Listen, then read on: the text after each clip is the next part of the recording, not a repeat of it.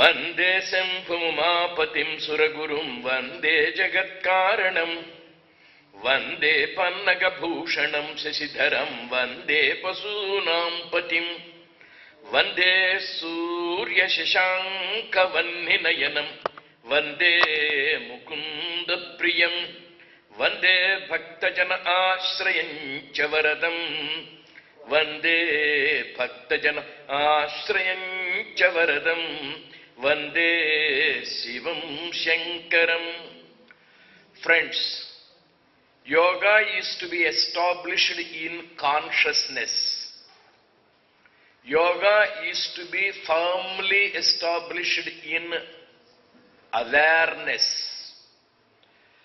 Yoga is the unfoldment of the self. Yoga is a journey from bondage to freedom, absolute freedom. Yoga is a journey from inertia to intuition. It is a voyage from indolence to awareness. It is a growth from darkness to knowledge, ignorance to enlightenment.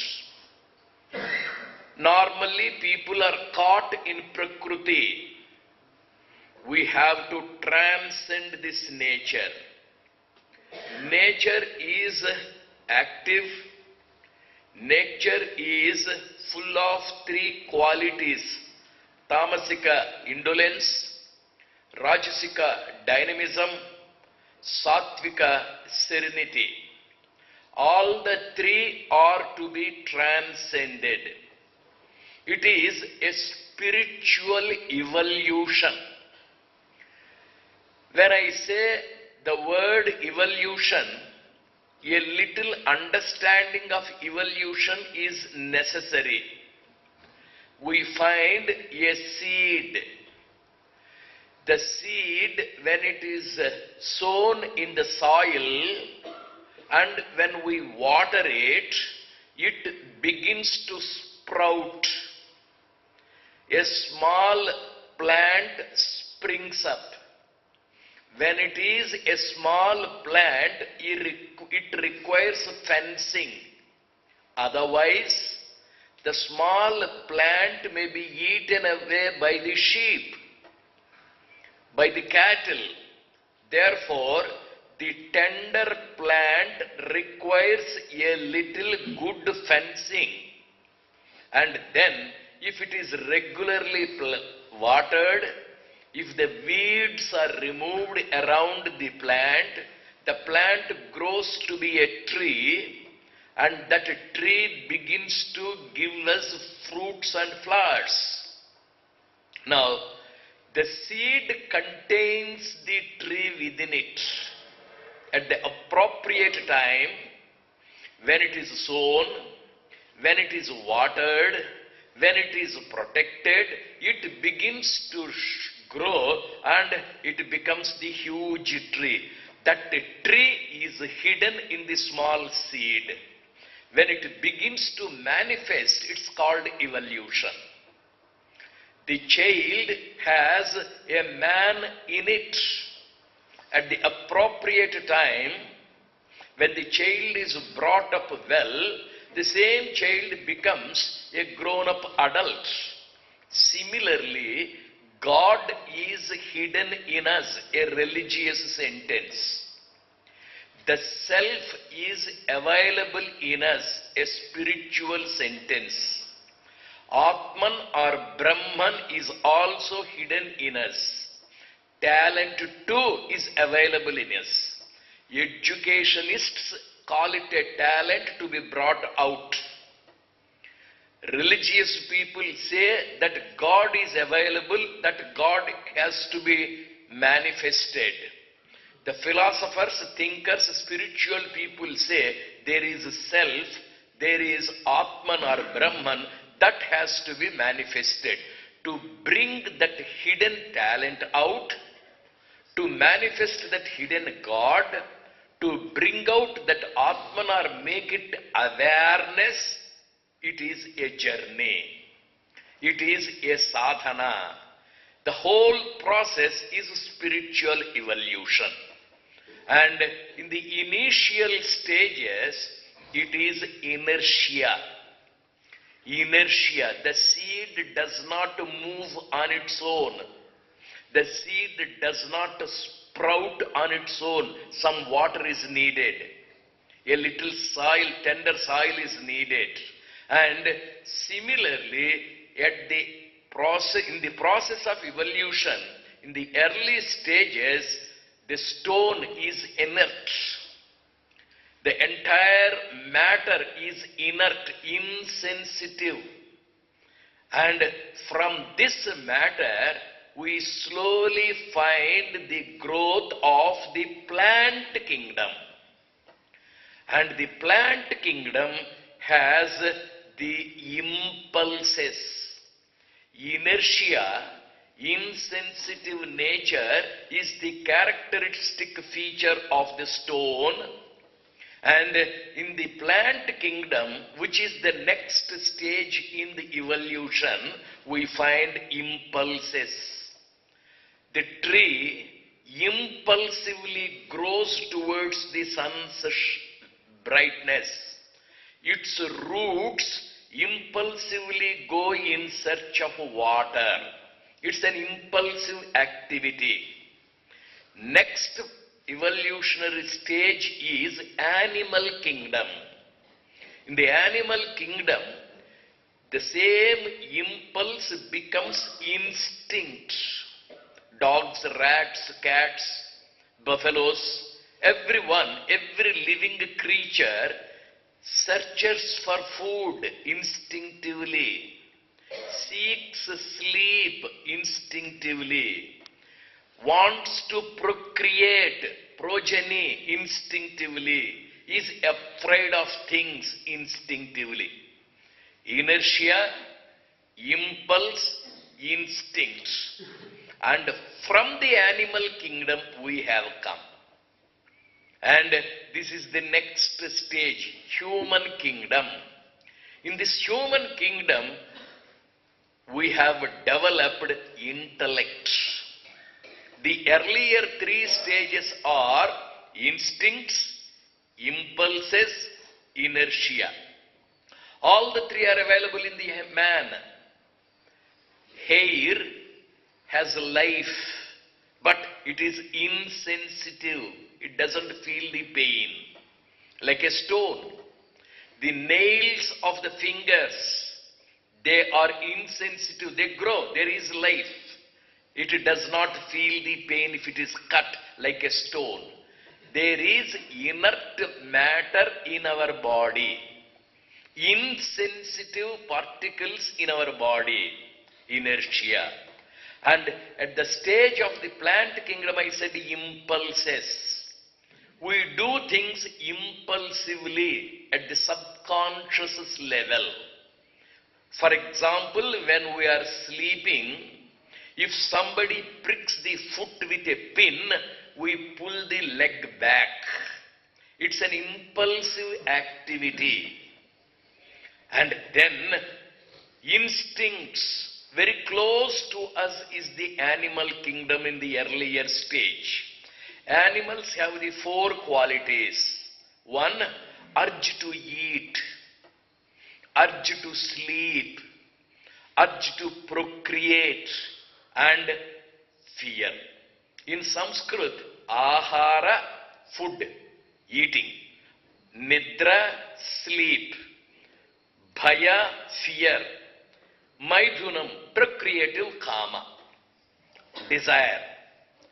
Man longing for the woman, woman longing for the man, and there is a lot of desire hidden in man.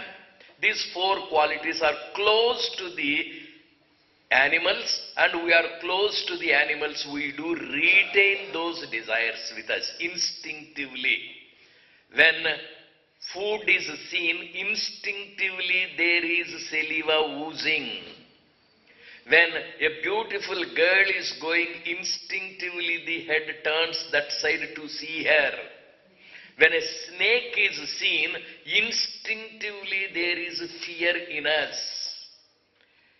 When body is tired, when we see the bed in a relaxed posture, instinctively we fall asleep. Ahara, urge to eat, urge to sleep, urge to procreate, and fear. Now, having become the human being, we are blessed with the intellect. The earlier stages, inertia, impulse, instinct, now intellect.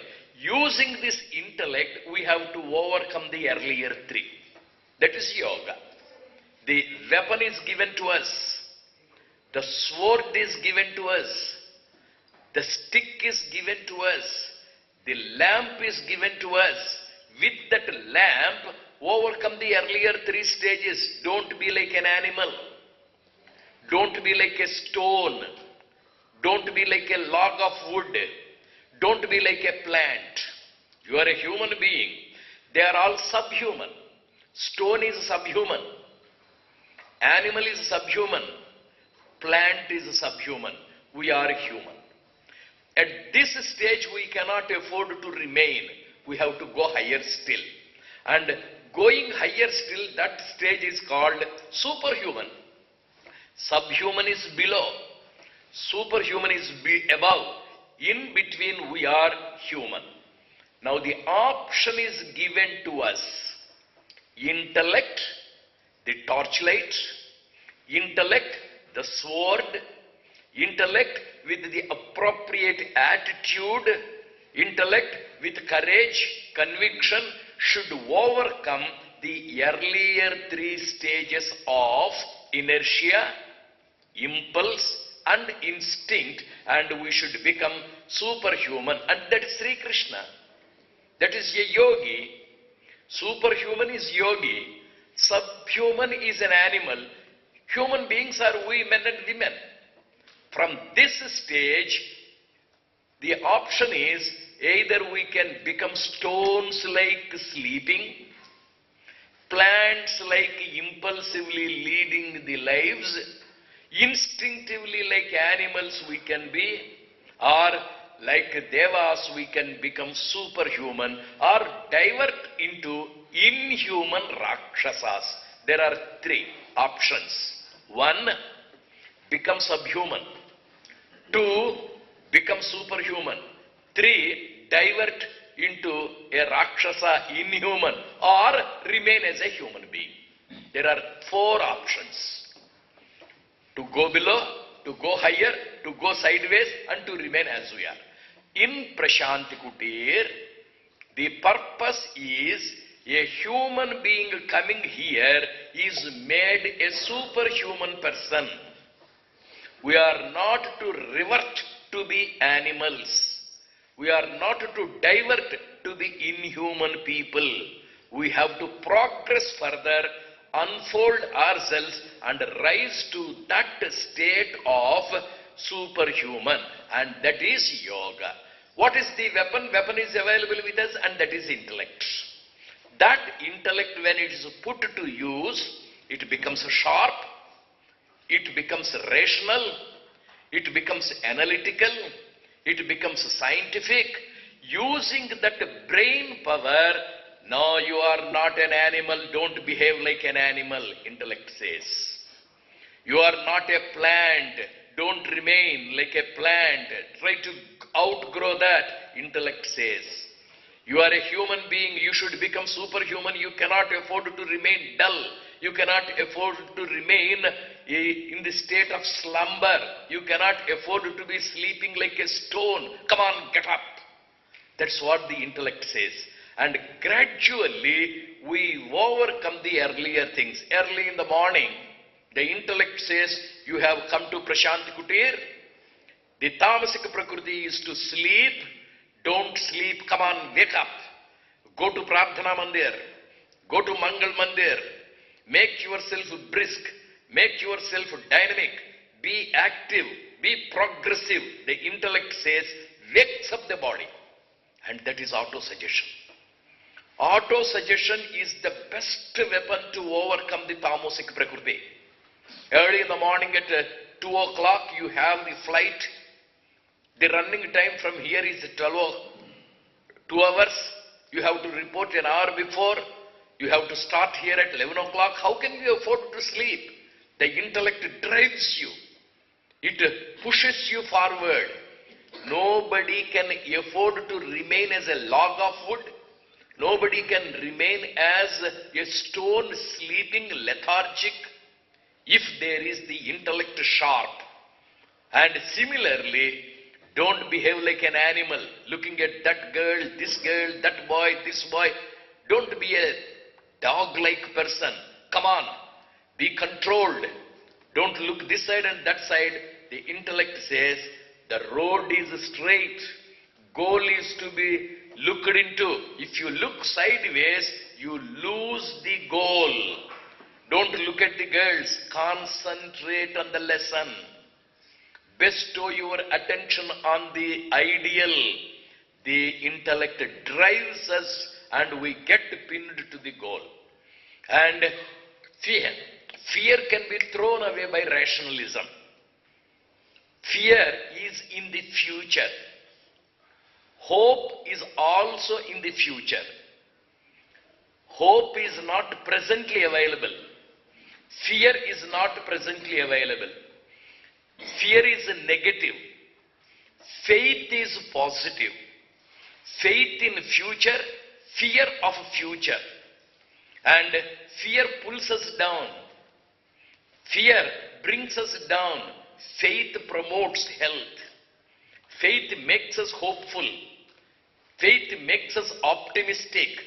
And that faith can be cultivated by a robust intellect. And that intellect is to be trained. Man, why are you afraid?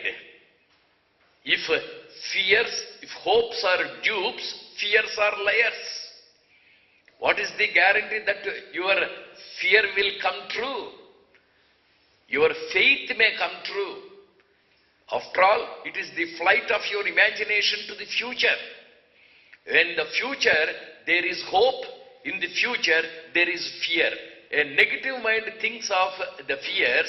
A positive mind thinks of the faith. When the faith is strong, fear recedes. If the intellect is full of 100%, let us imagine, 98% of faith, 2% of fear. If it is 50-50 in between, if the fear is more, if the faith is less, fear eclipses the faith. Therefore, intellect should make the fear removed. Intellect should make the fear, faith strengthened. Similarly, don't be a slave of the senses, procreative urge, pleasures, enjoyments, all these worldly things, they are transitory, they are momentary.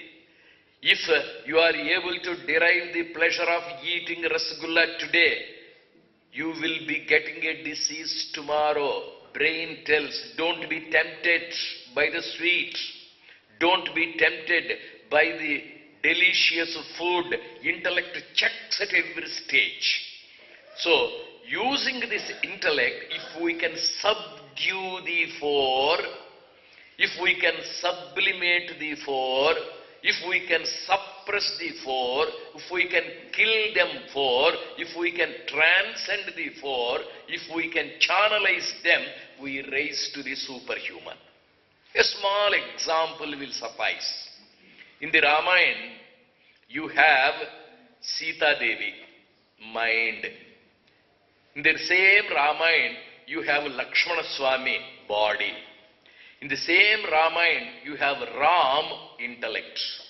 Every human being is a combination of body, mind and brain or intellect.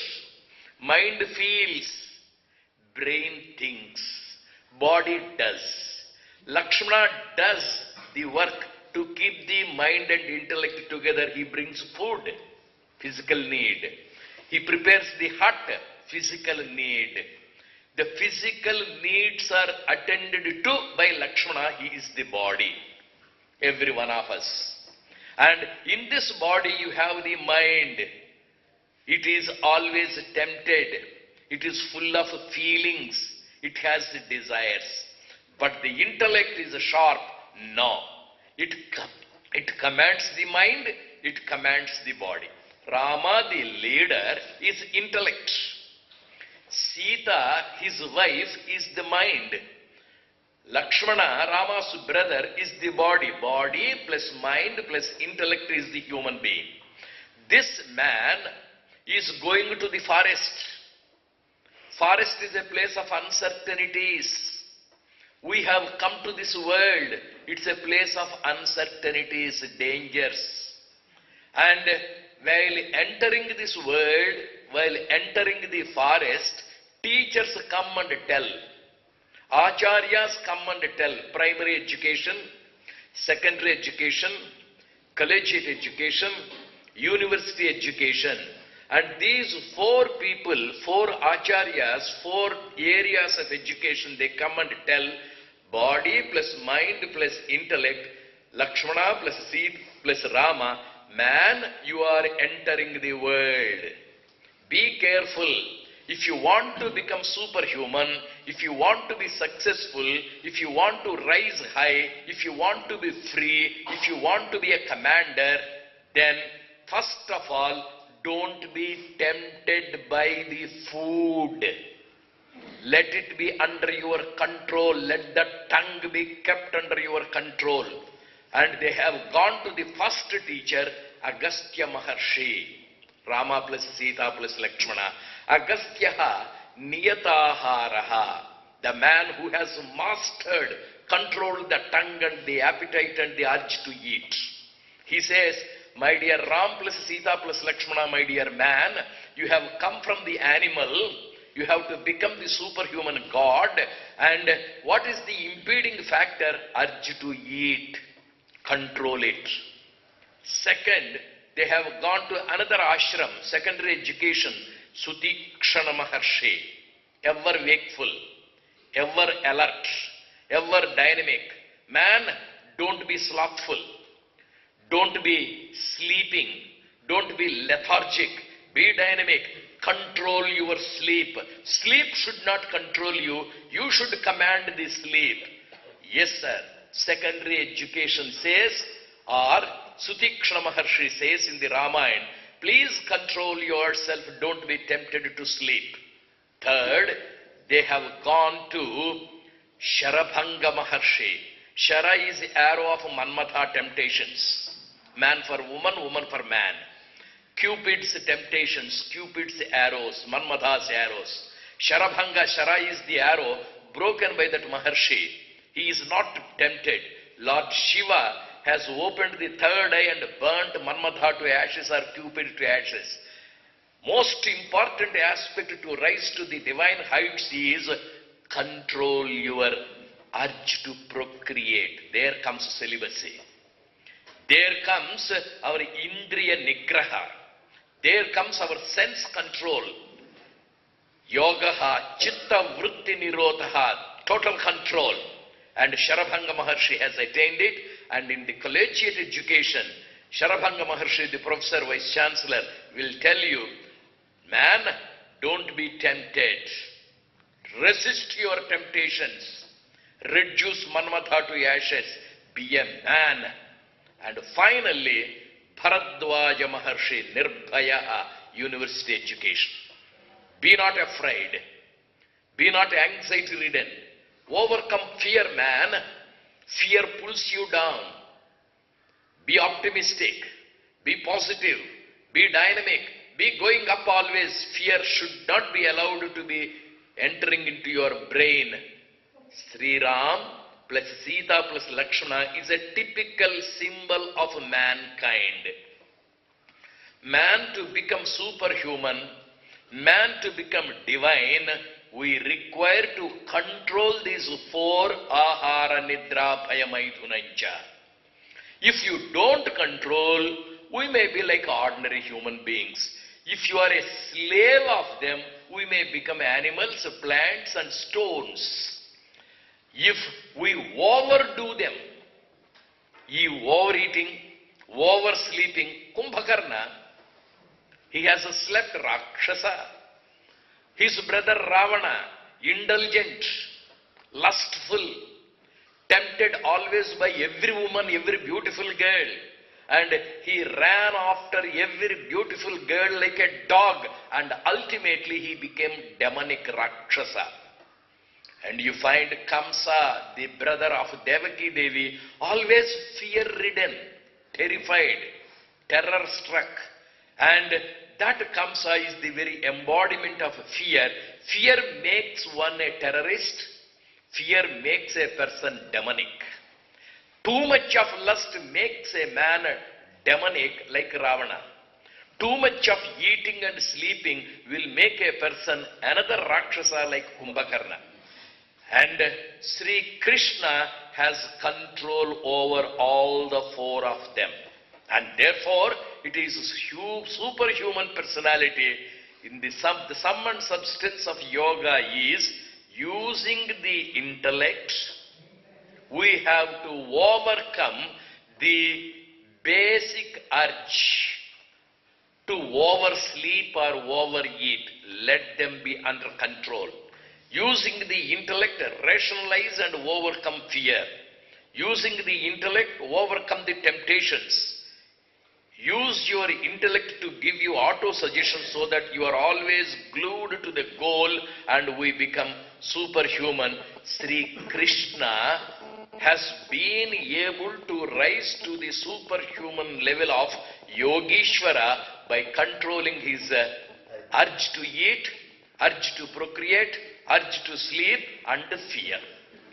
Having come to Prashanti, let us try to meditate on Sri Krishna so that we don't remain subhuman, we don't remain even human, we don't divert to be inhuman, we shall progress, blossom to be the superhuman personalities with the sufficient fencing provided here, discipline provided here, proper environment provided here. Let's now meditate on Sri Krishna Yogeshwara.